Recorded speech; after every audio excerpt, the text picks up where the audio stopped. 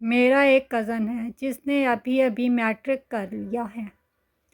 جب اسکول بند تھے تو میں نے سوچا کہ اسے پڑھا دیا کروں گی۔ ایک دن اس کو انگلش کا ایک پیراگراف یاد کرنے کے لیے دیا اور میں خود موبائل پہ مصروف ہو گئی۔ وہ زور و شور سے ہل ہل کے پیراگراف یاد کرنے لگا۔ اچانک ایک لفظ پر وہ رک سا گیا اور پھر اسے رٹے والے انداز میں بار بار دہرانے لگا۔ پھسائی چلو جی، پھسائی چلو جی، پھسائی چلو جی۔ میں حیران اور پریشان ہو کر دیکھا کہ اس پورے پیرے میں ایسا کوئی لفظ ہے ہی نہیں۔ یہ کیا کہے جا رہا ہے؟ پھسائی چلو جی، پھسائی چلو جی۔ موبائل سے نظریں ہٹا کر اسے دیکھا اور کہا، دکھاؤ مجھے یہ پھسائی چلو جی کہاں ہے؟ اور جب اس نے انگلی کے اشارے سے مجھے دکھایا تو وہ لفظ سائیکالوجی تھا۔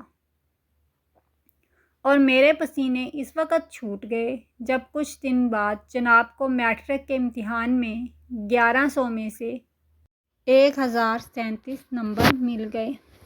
کبھی ہنس بھی لیا کرو یارو۔ ایک سردار جی کی اپنی بیوی سے لڑائی ہو گئی۔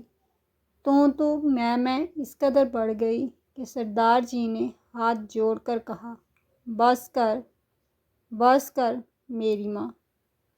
اب بیوی کو ماں بول دیا تو مذہبی معاملہ آ گیا۔ دونوں میاں بیوی اپنے سردار گرو جی کے پاس گئے تو گرو جی نے بڑی کتابیں فرول شرول کے کہا، اب تم دونوں کو 40 دن تک بھوکے لوگوں کو کھانا کھلانا ہوگا۔ بس جی پھر کیا تھا؟ سردار جی نے گھر کی ایک ایک چیز بیچ دی اور 400 بھوکے لوگوں کو کھانا کھلا کے اپنا رشتہ بحال کیا۔ اور 41ویں دن دونوں میاں بیوی خالی گھر میں اپنی اکلوتی چارپائی پر بیٹھے ایک دوسرے کا منہ تک رہے تھے۔ اور سردارنی بولی، اے سب کچھ تہاڈی وجہ نال ہویا ہے۔ اور سردار جی نے غصے سے اپنی گھر والی کو دیکھا اور بولے، پھر چھیڑنی پئی نہ پیو